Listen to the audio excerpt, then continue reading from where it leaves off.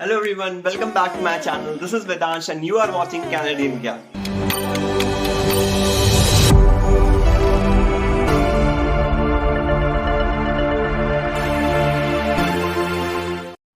तो चलिए आज का वीडियो स्टार्ट करते हैं ज़्यादा टाइम ना लेते हुए। मेरा इस वीडियो का टारगेट यही है कि आपको कम से कम टाइम में इन्फॉर्मेशन दे पाऊँ एंड जो अल्टरनेट मेथड्स हैं आप स्टूडेंट्स के लिए जो यूक्रेन पढ़ने जाना चाहते थे या जिनकी पढ़ाई डिस्टर्ब हो गई है, उनके लिए हम कुछ सोच पाएँ या कुछ देख पाएँ मेथड्स। और तो सबसे पहले तो मैं इसमें बात करूंगा कि जो इम्पैक्ट हुआ है इंटरनेशनल स्टूडेंट्स पे, इस एमबीबीएस वाले जो थे उनकी पढ़ाई पे, एंड अब अल्टरनेट कंट्रीज क्या क्या हम वो चूज कर सकते हैं एंड सेम अफोर्डेबिलिटी में वो जाके चूज कर सकते हैं जो, एंड उन कंट्रीज का इस वॉर से क्या रिलेशन है, क्या इम्पैक्ट है कि अगर आगे फ्यूचर में कुछ होता है सो उस कंट्रीज पे क्या रिलेशन आएगा और वो वहां पे जाके सेफ है कि नहीं, रिस्क फैक्टर कितना है, ये सब कुछ कैलकुलेट करने की ट्राई करेंगे हम इसमें। ये कोई पॉलिटिकल वीडियो नहीं है, ये सिंपल मेरे पॉइंट ऑफ व्यू है जो मैंने डिफरेंट आर्टिकल्स पढ़ के लिए हैं, जो डिफरेंट फैक्ट्स पढ़ के लिए हैं, वो मैं आपके साथ शेयर करना चाहता हूँ। तो सबसे पहले स्टार्ट करते हैं इस पोस्ट से जो बहुत ट्रेंड हो रही है। तो सबसे पहली स्टेटमेंट तो इसमें ये दी है कि why does the responsibility of bringing you back home lies on the Indian tax payers. You में इंडियन स्टूडेंट्स जो यूक्रेन में फंसे थे वो है। तो आप ये देखो कि सबसे पहले तो ना ही वो बच्चे वहां खुद फंसे हैं, ना ही उनको इंडियन गवर्नमेंट ने फंसा है। सो कोई भी इसमें ब्लेम नहीं ले सकता क्योंकि इंडियन गवर्नमेंट की भी कोई गलती नहीं है इसमें, and even they are trying their best वहां से उनको इवैक्यूएट करने में, और ना ही वो बच्चे चाहते थे वहां फंसना। तो आप ये देखो कि आप क्या बोल रहे हो इस चीज में। आप रशिया ने उसमें इन्वेड किया है यूक्रेन पे, तो उसमें रशिया की गलती है। तो अब बात करते हैं टैक्स पेयर्स की जो बात आई है। सो अगर टैक्स पेयर्स की बात की जाए तो उन बच्चों के पेरेंट्स एंड केयरिंग वंस भी आते हैं उस टैक्स पेयर्स में, जो इंडिया में टैक्स पे कर रहे हैं इतने टाइम से, इतने सालों से रह रहे हैं। तो उस चीज के रिटर्न में भी वो गवर्नमेंट से इतना तो एक्सपेक्ट कर सकते हैं इस एक्सेप्शनल सिचुएशन में जिसमें उनको इतनी नीड है हेल्प की कि वो अपने बच्चों को बुलाना चाहते हैं। तो इतना तो उनसे वो एक्सपेक्ट कर ही सकते हैं। अब आप खुद ही अपने आप को उन पेरेंट्स की पोजीशन पे रख के देखो। आई एग्री कि इसमें जो स्टूडेंट्स हैं वो ज्यादा क्लेम कर रहे हैं, ज्यादा मांग रहे हैं और एग्जैजरेट करके सिचुएशंस को भी कुछ बता रहे हैं। कुछ स्टूडेंट्स ऐसा जरूर कर रहे हैं बट सारे ऐसा नहीं कर रहे हैं। सो आप ये देखो, आपके बगल में आप सेम सिचुएशन में अपने आप को प्लेस करके देखो कि आपके बगल में बॉम्ब गिर रहा है और आप पैनिक सिचुएशन में हो, तो आपके दिमाग में क्या रिस्पॉन्सेज आएंगे कि इंडिया में किसने कितना टैक्स दिया होगा। आप तो यही सोचोगे ना कि मुझे यहाँ से कोई हेल्प करके निकाल ले, जिसकी वजह से आप कुछ ब्लेम्स डालोगे, कुछ करोगे, कैसे भी करके आप बचने की ट्राई करो। वो एक पैनिक सिचुएशन होगी। पैनिक सिचुएशन में आपका पैनिक रिएक्शन होगा। तो आप ये देखो, आप वहां पे ये तो अब यहाँ पे बैठ के आप उनको ये तो नहीं बोल सकते ना कि आप ज्यादा बोल रहे हो, आप ज्यादा क्लेम कर रहे हो। आई एग्री कि वो सारा टैक्स पेयर्स पैसा जो वो है जिससे वो वहां से यूक्रेन से इंडिया लाए जा रहे हैं, वो सारा उनके पेरेंट्स का नहीं है। But on the basis of humanity आप ये देखो कि आप उनको समझने की ट्राई करो इस वक्त कि वो किस सिचुएशन में है, और अगर वो हेल्प क्लेम कर रहे हैं तो वो क्या गलत है। हम उन चीजों को नजरअंदाज भी कर सकते हैं इस टाइम पे, जब हम उनको सिचुएशन को फील करें कि अगर हम वहां होते तो हम भी शायद कुछ भी बोलते। जब आप आपकी घर में आपके फैमिली या फ्रेंड से लड़ाई हो जाती है और आप जानते हो कि वो आपकी केयर करते हैं, तब भी आप उनसे कुछ भी बोल देते हो, लेकिन आपको बाद में रियलाइज होता है कि हाँ मैंने ये गलत बोला। आई नो कि आप जानते होते हो कि वो आपकी केयर करते हैं, आपके लिए सोचते हैं, बट आप कुछ भी बोल देते हो ना, क्योंकि आप गुस्से में होते हो, आप पैनिक सिचुएशंस में होते हो, तो आपके मुंह से कुछ भी निकल जाता है। सो उन चीजों को वो आपके पेरेंट्स एंड फैमिली जानते हैं कि आप उनसे प्यार करते हो, तो नजरअंदाज कर देते हैं। तो सेम हमें उनके साथ भी करना चाहिए। इवन दो वो गवर्नमेंट को थोड़ा ब्लेम कर रहे हैं, सो वो हमें उनकी सिचुएशन को समझने के ट्राई करना चाहिए। एंड कुछ इंडियन स्टूडेंट्स जो इंडिया आ चुके हैं एंड फिर भी इंडियन गवर्नमेंट को ब्लेम कर रहे हैं, वो चीज एब्सोल्युटली गलत है। आपको इवन उनके ग्रेटफुल होना चाहिए जिस प्रोसेस, जिस स्पीड से इंडियन गवर्नमेंट वहां आपको इवैक्यूएट कर रही है और कोई कंट्री करने का ट्राई भी नहीं कर पा रही है। सो गवर्नमेंट ऑफ इंडिया ने जो किया है वो उसकी तो कोई वही नहीं है, तारीफ ही बहुत अप्रिशिएबल काम है। जो स्टूडेंट्स वहां से यहाँ आ रहे हैं उनको यहाँ पे आने के बाद उसके लिए थैंकफुल होना चाहिए।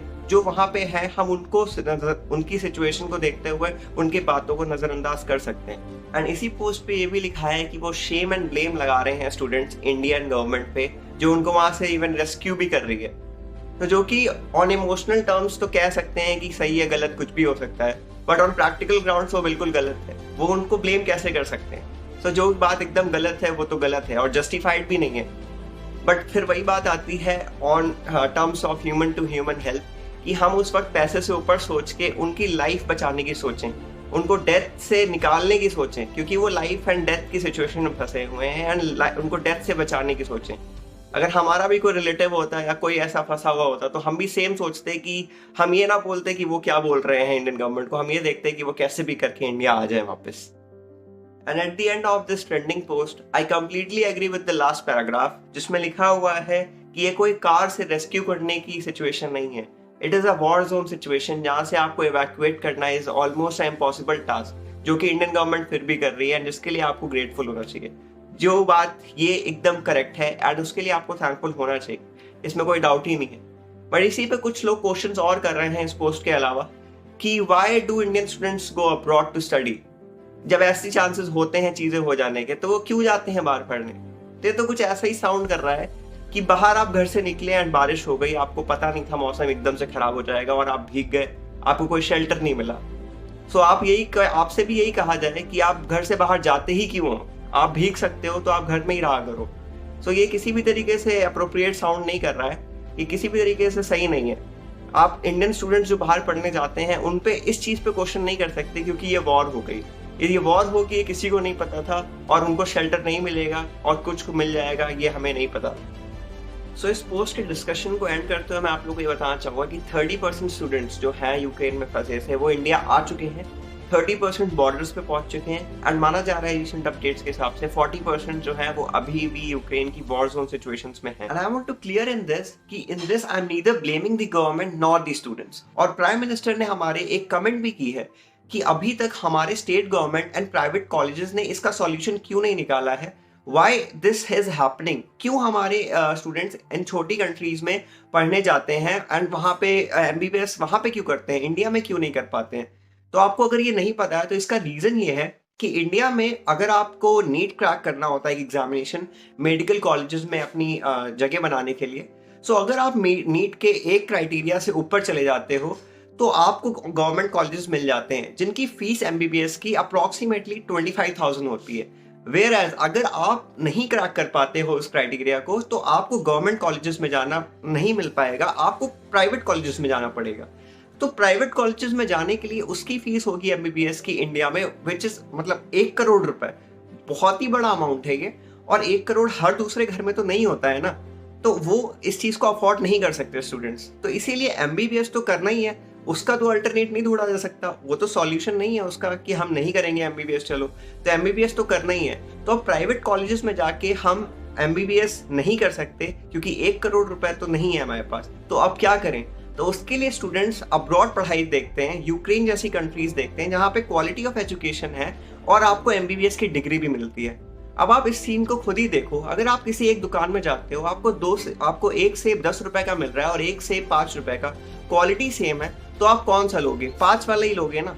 तो उसमें यही तो फायदा है, 1 करोड़ इन्वेस्ट करने से अच्छा आप उस कंट्री में जाके अपनी MBBS की डिग्री कम पैसों में ले सकते हो। अब आप फिलीपींस को ही देख लो, वहां पे 25% कम अमाउंट में आपको आपका MBBS की डिग्री वो प्रोवाइड करते हैं, which is a very big fact कि इंडियन स्टूडेंट्स वहां जाके पढ़ते हैं। एंड सेम लाइक फिलीपींस हमारे पास और भी कंट्रीज हैं, से यूक्रेन थी जो हमें कम पैसों में MBBS की डिग्री प्रोवाइड करती थी, रोमेनिया, पोलैंड, रशिया, इन सब कंट्रीज में जाके हमारे Indian students most preferred medicine पढ़ते हैं। तो अब बात करते हैं कि हमारा ओवरव्यू क्या है इस वॉर का, एंड इस वॉर की वजह से जिन कंट्रीज में मेडिसिन की पढ़ाई बच्चे करने आते थे उन पे इम्पैक्ट क्या पड़ सकता है। इंटरनेशनल स्टूडेंट्स अब क्या क्या फैक्टर्स को कंसीडर करके अपनी पढ़ाई अब डिफरेंट कंट्रीज में अदर देन यूक्रेन देख सकते हैं। तो इसको स्टार्ट करने से पहले मैं आप लोग को एक शॉर्ट समरी देना चाहूंगा about Soviet union. Soviet union 1922 में फॉर्म हुई थी 30 दिसंबर को, एंड इसमें डिफरेंट कंट्रीज जो थी वो पार्ट ली थी, जिसमें रशिया, यूक्रेन दोनों ऐड थी। तो ये सोवियत यूनियन 1991 में ब्रेक हो गई और ये कंट्रीज इंडिपेंडेंट हो गई अपने आप में, जिसमें रशिया एंड यूक्रेन डिफरेंट हो गए। तो पुतिन जो है वो चाहते हैं कि यूक्रेन जो है वो नाटो कंट्रीज ना ज्वाइन करे। नाटो कंट्रीज एक ग्रुप ऑफ कंट्रीज हैं जो कि माना जाता है अगर किसी एक भी नाटो कंट्री में अटैक होता है तो वो सारी नाटो कंट्रीज पे अटैक माना जाएगा। फॉर एग्जाम्पल नाटो कंट्रीज में आती हैं America, Canada, Turkey, Germany, Greece and many more. So अगर कनाडा पे कल को एक अटैक होता है तो माना जाएगा कि सारी नाटो कंट्रीज पे अटैक हुआ है एंड उसके बैक में वो सारी उससे फाइट करेगी। तो यूक्रेन जो है वो चाहता है नाटो ज्वाइन करना, एंड इस पे रशिया उसके अगेंस्ट है, क्योंकि रशिया चाहता है कि यूक्रेन ये वो ऐड ना हो उसमें, क्योंकि वो उसकी खुद की उसके पर्सनल रिलेशंस थे पास्ट में, जिसमें वो सोवियत यूनियन का पार्ट था। तो इसकी वजह से भी बोला जा रहा है कि रशिया ने उस पे इन्वेजन किया है यूक्रेन पे, जस्ट टू मेक श्योर कि उनके हाथ से यूक्रेन ना जाए।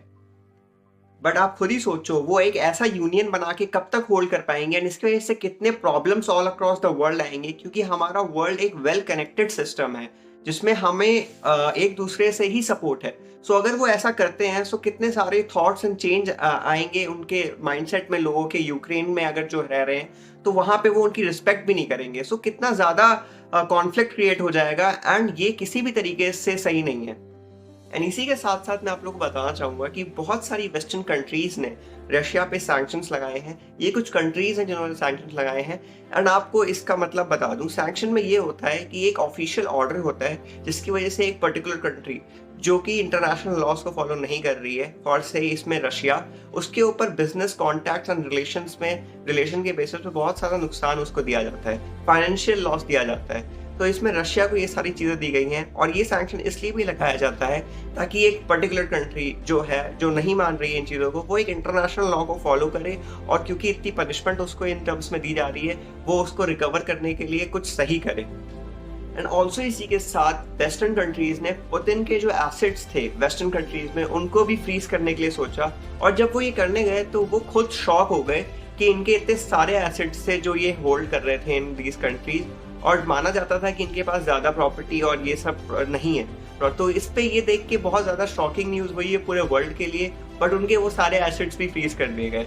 और उनके साथ साथ जो भी बिजनेस टाइकून पार्टनर्स एंड उनके फ्रेंड्स जो भी इस चीज़ में इन्वॉल्व थे यूक्रेन के, उसमें उनको फाइनेंशियल एड प्रोवाइड कर रहे थे, और इसमें फाइनेंशियल एड प्रोवाइड करने में उनके बहुत सारे बड़े बिजनेस पार्टनर्स थे जो रशिया में टॉप पे थे, उन सब के भी वेस्टर्न कंट्रीज में एसेट्स फ्रीज कर दिए गए हैं, जिससे उनको बहुत ज़्यादा फाइनेंशियल नुकसान हुआ है, और उसी के साथ साथ इन टर्म्स ऑफ रिलेशन भी बहुत बड़ा लॉस हुआ है इन सब कंट्रीज के साथ, जिसमें अमेरिका, कनाडा वगैरह आते हैं। तो इसी पे आप एक सर्वे देखो, यूक्रेन की जो मेजर पॉपुलेशन है वो चाहती है कि वो नाटो एंड यूरोपियन यूनियन का हिस्सा बने, वेयर एज रशिया इस चीज को क्लेम करता है कि पास्ट में वो सोवियत यूनियन का हिस्सा थी, तो वो उसका हिस्सा ना बने। तो ये तो वही बात हो गई कि रशिया क्लेम उसको, यूक्रेन को ऐसे कर रहा है जैसे ब्रिटिश पास्ट में इंडिया को रूल करके गए थे, तो वो अब इंडिया को क्लेम कर लें, which makes no sense. And आपको ये भी पता होना चाहिए कि रशिया का जो सेंट्रल बैंक था, वो भी उसके एसेट्स जो भी वेस्टर्न कंट्रीज में थे वो सारे सीज कर दिए गए हैं, एंड जिसकी वजह से स्विफ्ट मैसेजिंग जो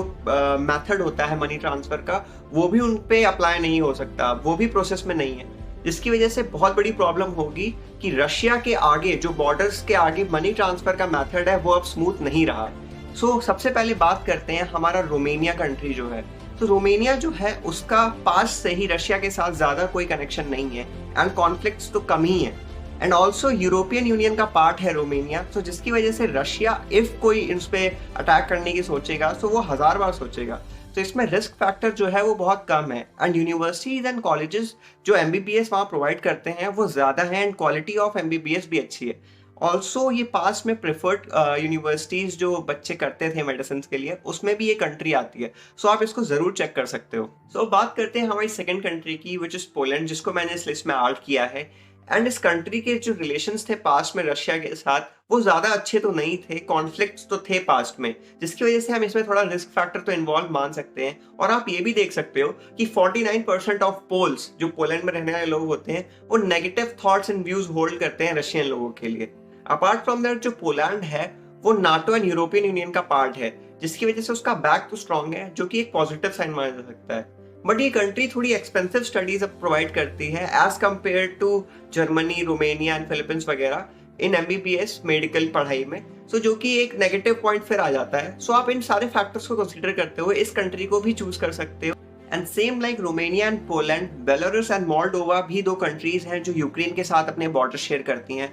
but it is very important point, Belarus and आपका मोल्डोवा ये सोवियत यूनियन का पार्ट था पहले। सो अगर पुतिन का माइंडसेट कुछ उस तरीके से है जिसमें वो सोवियत यूनियन रिफॉर्म करना चाहते हैं, सो आप ध्यान में रखो कि वो इन कंट्रीज पे भी जा सकते हैं। सो इस पे आप ना जाना, रिस्क फैक्टर अपने हिसाब से आप कैलकुलेट भी कर सकते हो खुद कि रिस्क तो है। सो आप इनमें ना जाके पोलैंड एंड रोमानिया में भी पढ़ सकते हो। And I want to add on this, इस फिलीपींस एक कंट्री है जो कि इस एरिया में नहीं है बट बहुत दूर है, एंड वो एजुकेशन प्रोवाइड करती है आपको, मैंने पहले ही बताया, जिसमें 25% कम एजुकेशन फीस होती है एज कम्पेयर टू इंडिया उस कंट्री में, एंड वो भी मोस्ट प्रेफर्ड स्टूडेंट प्लेस है फॉर MBBS स्टडीज, तो आप उसको भी कंसीडर कर सकते हो। सो अब बात करते हैं हमारी लास्ट कंट्री जो है, जो मैंने इस लिस्ट में ऐड करनी सही समझी है, दैट इज जर्मनी। जर्मनी जो है वो 40,000 पर ईयर की फीस चार्ज करती है एंड आपकी MBBS डिग्री आपको देती है। सो बहुत कम अमाउंट में, you can say it like 2,40,000 rupees में अगर आपका 6 साल का MBBS है, सो आपको आपकी डिग्री मिल रही है जर्मनी से, और वहाँ पे क्वालिटी ऑफ एजुकेशन भी बहुत ज़्यादा अच्छी मानी जाती है as compare to different countries. और also I would like to add in this is कि जर्मनी जो है वो नाटो कंट्रीज का पार्ट है एंड यूरोपियन यूनियन का भी पार्ट है। तो अब हम बात पढ़ने की MBBS की डिग्री मिलने के चांसेस बढ़ जाएं, which is a very great news. अगर हम इस प्रोबेबिलिटी को पकड़ के चलें, सो आने वाले टाइम में हमारे साथ हो सकता है, और लैंड अलॉट करने के लिए भी बोला गया है। सो क्विक एक्शंस होने के भी हम चांसेस मान सकते हैं, एंड अच्छी university in India with MBBS degree in private colleges होने का स्कोप भी हमारे लिए ओपन हो जाता है। एंड इसी के साथ साथ मैं आप लोगों के साथ एक कमेंट शेयर करना चाहूंगा जो कि हमारे यूनियन मिनिस्टर ने बोला है, जिसमें उन्होंने बोला है कि 90% students those who fail to clear the medical examination in India tend to go outside abroad to study medicine।